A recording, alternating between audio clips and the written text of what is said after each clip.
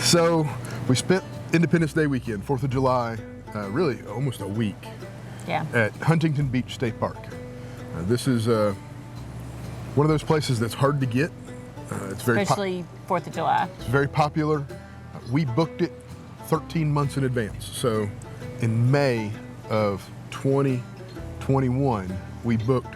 Stayed up till midnight, picked out what we wanted. Wound up that some friends of mine that I grew up with in high school were also camping there with their families that same weekend. So turned out to be a unique trip, especially for us. We're not used to that. Yeah. But we've had a couple camping trips this summer where we've camped with people we knew. It was like, oh, well, that's just, we're just so used to just going and blowing and doing our own thing. It was fun. We had a blast. Yeah. Hope you enjoy this video and check it out.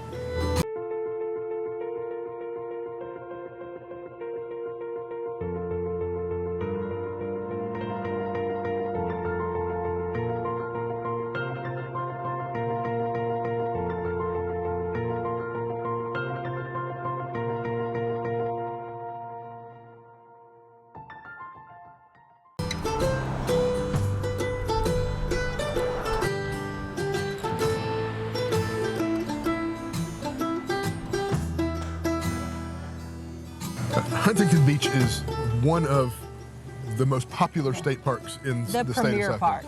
There's only a couple that have 2 pages in the book, and Huntington is definitely one of those. Yeah, it's extremely popular, and for good reason. It's on the beach.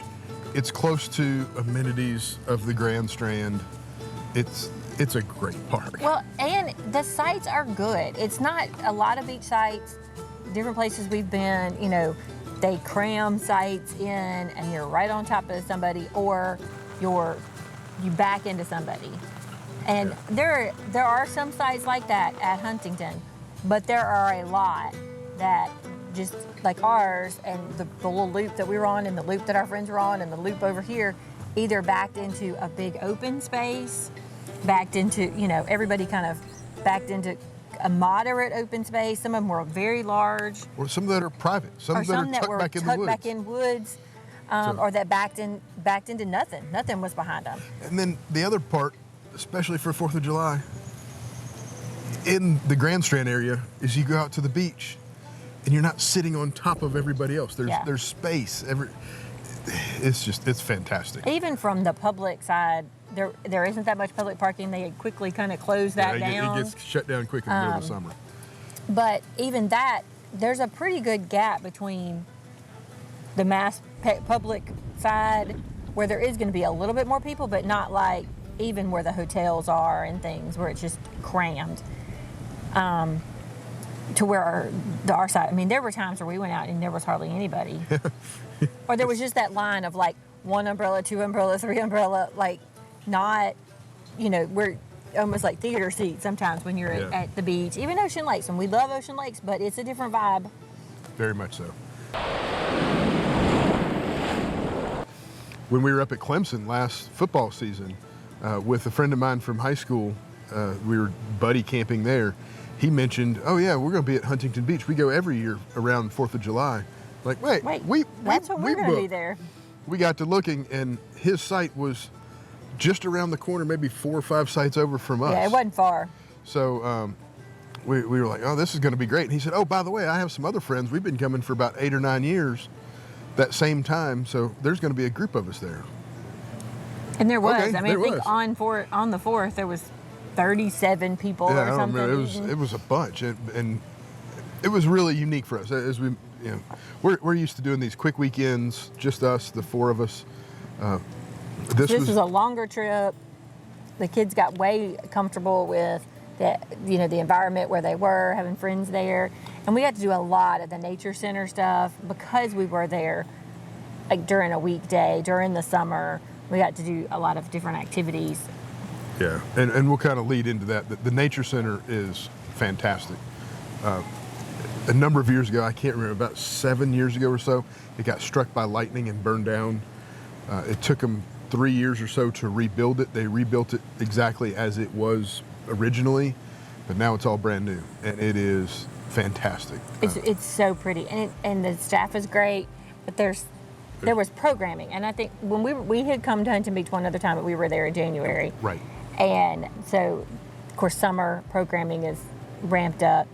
And so we had to do a lot of cool things. We went to a sea turtle thing. We went to a thing about reptiles where literally they pulled out baby alligators and passed them around, and you got to touch the baby alligator. I mean, it was unique. You got to hold the turtles, and they got out the snakes, and it was very well done. The staff there was fantastic. And they have a touch tank, which is unique to the nature centers around the state parks. They do have a touch tank. The animals are quite used to you touching, and so they tend not to even swim kind of where you could touch without a lot of patience. And Clara managed to pull that off, hung out and waited for there to be a stingray come sneaking on through, and got to touch that. And the video is really funny because she goes, "Oh, gross." I'm like, you waited all this time to do it, and then we're grossed out. Yeah. And then from the nature center, there's a really neat pier that goes out into the marsh, so you can see all kinds of different animals. And then you kind of look back toward the causeway coming in, and that whole area there is just such a diverse ecosystem. And crabs and snapping shrimp, and you can hear a lot of stuff. You can see a lot of little crabs running through. There are alligators in the park. There's not usually any along there. Not around there. Now, one thing that we did unique this time that we did not do when we went in January, because they didn't offer it in January, because it's summertime now, there's more, was at Atalaya Castle. There's the guided tours of Atalaya Castle. That goes on year-round. Guided tours, there's self-tours. We did a self-tour when we went in January. There are guided tours, there's museum areas, but this was actually super unique. Yep, they only do it one night a week. Friday nights. On Friday night, they do a ghost story tour just as the sun sets, they start. We went and it was awesome. They told 4 ghost stories. I wish that I had good video, but it is dark. And they encourage you to bring your flashlights for the walk from place to place, as he kind of talks a little bit about. The very beginning one, you're in the courtyard and it wasn't that dark. The 2 inside, the first one is inside like her studio, and it wasn't that dark when we started, and then it got pitch black fast. dark. The one that was like, there was actually 5, because there was one in her studio, there was one outside, one in her studio. One in the master bedroom. One in the master bedroom, which was super dark. One in the kitchen. Yes, and that was probably the scariest. That was the scariest one, especially for our little guys. And then there was one out. Dallas was outside, so there was 5. So it was phenomenal. We were a little nervous having a 7 and a 9-year-old as to how scary they would be, and if we would deal with nightmares or anything like that. We really didn't. As I mentioned, the only real scary one, and I think it was just a made up kind of. It was about hags, and I think the ranger realized, like, as he made his loop, because he had this like puck light that was just like under his chin, and he was like walking through that kitchen quarters area, and he was about as scary as the story. But that very last loop, he got where he could see our kids' faces, and their eyes were like this big around, and he goes, "But to ward off hags, you have to do this and this and this," and they did all the things. They put the brooms in the right spot. They put their shoes different directions. Yeah. And that was enough that like they were okay. A couple of the ghost stories that he told, I've heard before that were legends of this area, such as the Gray Man when hurricanes come. Alice.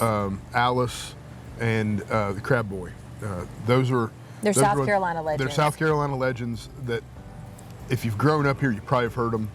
But the way he told them, he did a he did a great job. Yeah. And we really enjoyed that. That was a neat, unique experience to this Now, trip. you do have to make reservations online or call the Nature Center or the Ranger Station and make your reservation, pay your it's $5 a person. It was 100% worth of $5 a person. 100%. They also talked about in the fall, and so whenever you're watching this, you might want to check and see when it is. I'm not sure. It was October, but I'm not. Yeah, I don't know the details. I Except think it's probably the week before Halloween, or maybe 2 weeks before Halloween. Yeah. So and the parks do stuff like well before Halloween too. Yes. So check, but it's around Halloween. They do an overnight. They do ghost stories. You can pop a tent anywhere in the courtyard areas. You can sleep inside. Sleep inside, whatever you want to do. They tell ghost stories. They roast marshmallows, all the things. And they have breakfast in the morning. And they fix breakfast in the morning. And I'm 100% sure there's a fee, and reservations have to be made in advance. But if that is, your jam, yeah, check that in. Yeah, I think that sounds amazing. I think it sounds awesome. I think our kids are too young for that, but as they get older, that might be the castle's super cool. It just lends itself to being a little spooky if you're in, because the wind comes through and the windows aren't there, and so. And in October, the weather is so unpredictable. It could be really hot, cold. it could be cold. Yeah, you don't know. Birds out there. So another thing that we did while we were there that I enjoyed was the Alligator Tour. It started at Atalaya Castle and then went up the main walkway, kind of toward Brook Green Gardens. The actual original entrance Right. When the Huntingtons lived there and had so that was their entrance. It's just a one lane looking. So they talked about alligators.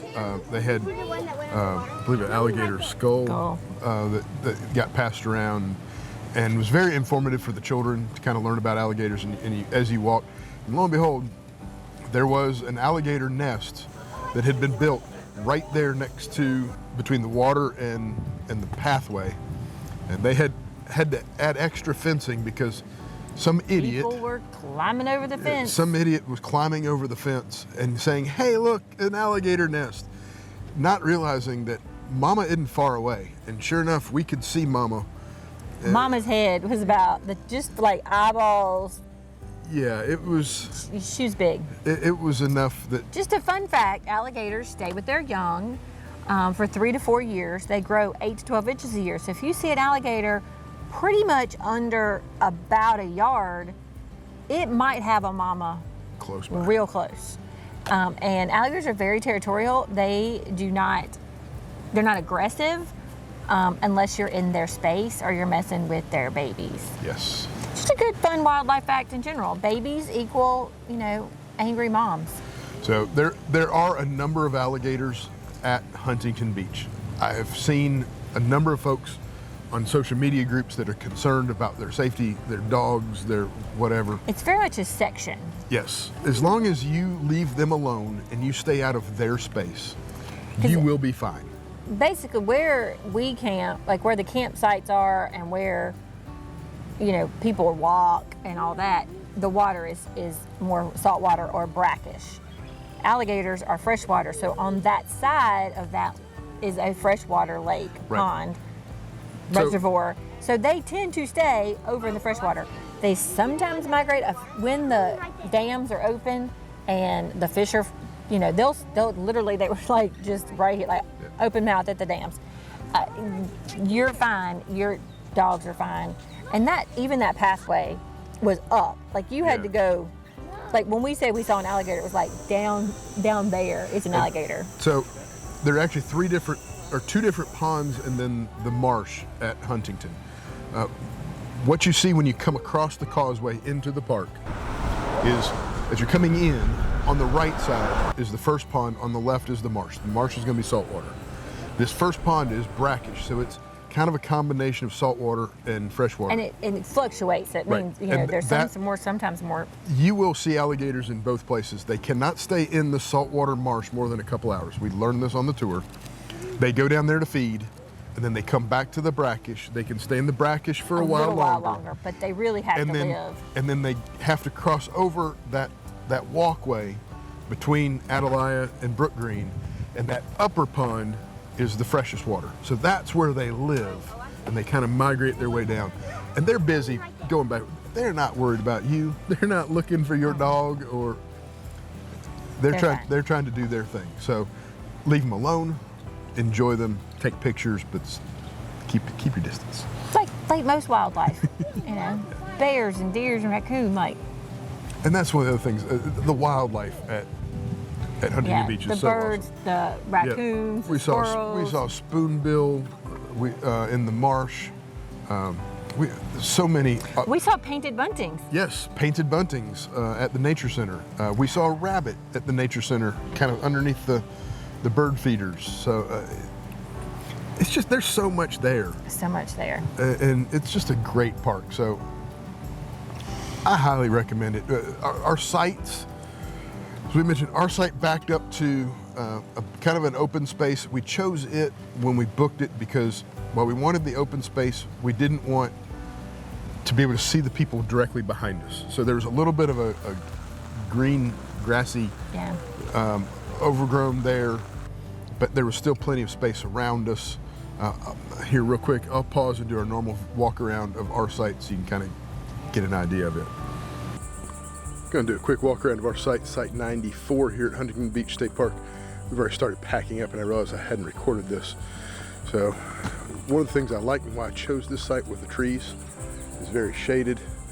We are next door to the camp host. They were very nice. You come back, you see it's a fairly lengthy site. This particular one is not full hookups.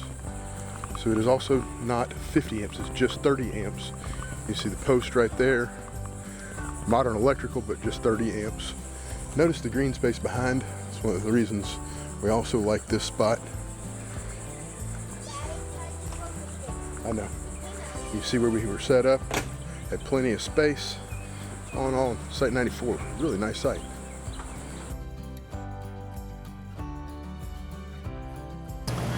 So there is a south campground and a north campground at Huntington Beach. The north is the original one, the first one that was built. Where we generally Which is where stay. we've stayed the couple times we've been there. It's the more open, if you watch our video from January, I had some neat drone footage where I kind of laid out exactly, kind of the numbers so you can get an idea. There are some in the back part closer to the woods that are much more private, tucked back. We've heard there's some mosquito issues. You need to come with some Repellent. You need to come prepared to handle the mosquitoes back there and the no-see-ums. When you get closer to the beach, there's more breeze. We really didn't have much of an issue with mosquitoes at all. A couple fans and we were fine. Now there are some speckled sites around there that are full hookup, and I know a lot of people love them a full hookup. We just kind of work around it. We would rather have a better site. But is it the south? The new one. The new one. The south campground is the newest one. All of those are full hookups. They are all paved sites, so they're going to be level. The drawback is tight. They're tight. They are right on top of each other. Like up a row, and it's just one long line, like with a cul-de-sac at the end, and it's just dip, dip, dip, dip, dip, dip. So they're so close. Some of the tables and kind of flat areas, the fire rings are actually behind the camper because there's not enough space to put them between them.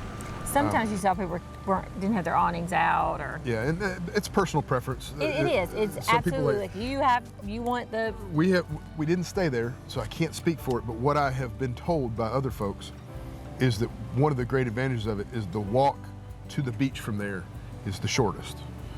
And I will say the walk, and not just the walk from like our campsite to the beach entrance, but the beach entrances.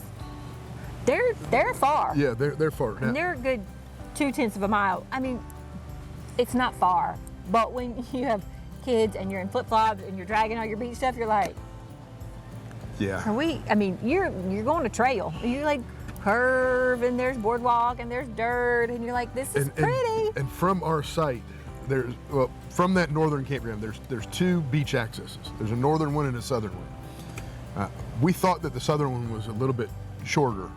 So I actually put it on my GPS on my watch to see, and it was almost equidistant to the beach either way. The first one, the one that I said was longer, it was closer to our campsite. It was the northern access. But it is a little, and it's not one that I would say you could take a beach buggy. I mean, it's got roots and there's boardwalk transitions and other things. Yep.